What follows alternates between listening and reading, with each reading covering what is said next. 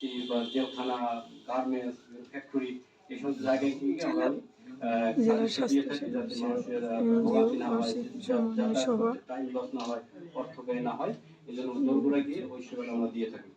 তো অনাবারে যে আমাদের লাস্ট মান্থে আমাদের ডিসেম্বরে আমরা প্রায় 7,000 লোকের টেস্ট করেছি যক্ষ্মা।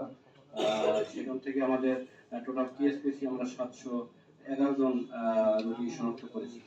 আর আমাদের বর্তমানে প্রায় 4,500 রোগী আন্ডারগোয়িং আছে, যারা ওষুধ খাচ্ছে, প্রতিদিন ওষুধ খাচ্ছে এই রোগী। আর এছাড়া মাল্টিড্রাগ রেজিস্ট্যান্স রোগী আছে প্রায় 48 জন বর্তমানে গাজীপুর সারা গাজীপুরে।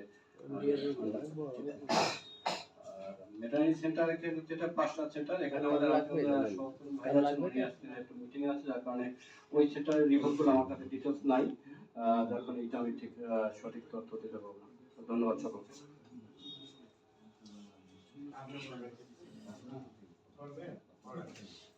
ধন্যবাদ সকলকে, দুপুরের শুভেচ্ছা জানাই।